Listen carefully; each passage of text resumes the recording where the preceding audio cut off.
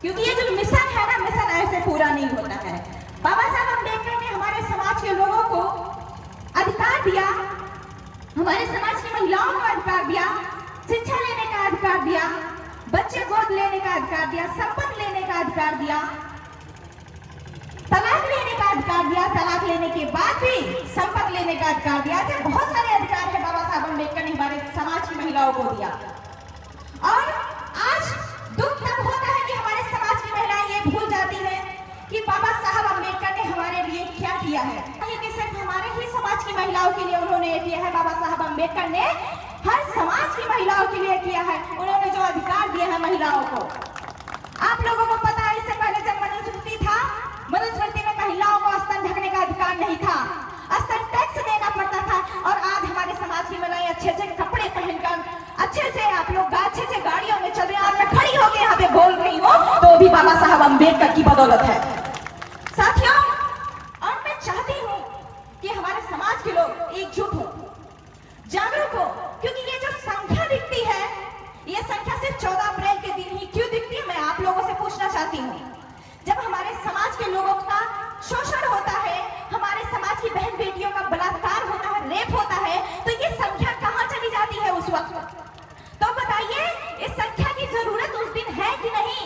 या फिर आप लोग सिर्फ एक दिन के लिए आके 14 अप्रैल मनाते हैं, जयंती के दिन जय जयकारा लगाते हैं और उसके बाद चले जाते हैं? क्या हमारे महापुरुषों का सपना यही था?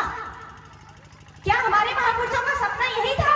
बताइए आप लोग। जैसे आप लोग आज यहाँ पे इकट्ठा हुए हो, एकत्रित हुए हो 14 अप्रैल को, वैसे ही हमारे समाज की बात आए, हमारे हक अधिकार की बात आए और मान सम्मान की बात आए, हमारी बहन बेटियों का शोषण हो, गलत हो, अत्याचार हो उनके साथ, तो आप सभी लोगों को एक होकर आगे होना होगा, आना होगा और एकजुट होना होगा। तब ये हमारा देश आगे बढ़ेगा, तब ये बाबा साहब अम्बेडकर का जो विचार, ये सपना है, ये साकार होगा। साथियों, मैं चाहती हूँ ये जो हमारे समाज की महिलाएं हैं, आप लोग पढ़िए, एजुकेटेड हो, क्योंकि एजुकेशन महिलाओं के लिए बहुत इंपॉर्टेंट है। जानते हैं, एक महिला जब शिक्षित होती है ना, उससे 2 परिवार शिक्षित होता है, और इससे एक यदि पुरुष शिक्षित होता है, उससे सिर्फ 1 परिवार शिक्षित होता है।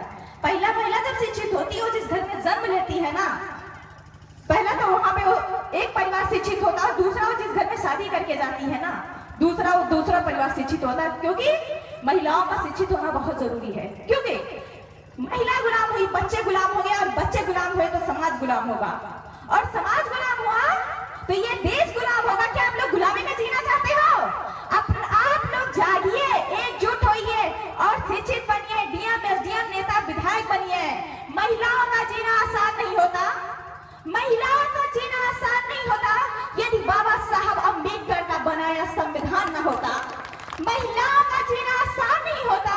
यदि बाबा साहब अम्बेडकर का बनाया संविधान नहीं होता, घुट घुट के रोती आप लोग घरों में बैठकर, घुट घुट के रोती आप लोग घरों में बैठकर, डीएम, एसडीएम, नेता, विधायक बनना आसान नहीं होता।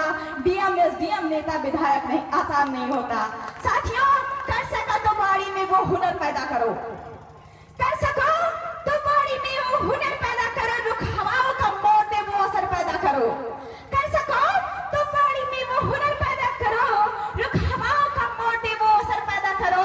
यदि चाहते हो मान और सम्मान से जीना, यदि चाहते हो मान और सम्मान से जीना, तो घर घर में फूले साहू अम्बेडकर पैदा करो, घर घर में फूले साहू अम्बेडकर पैदा करो।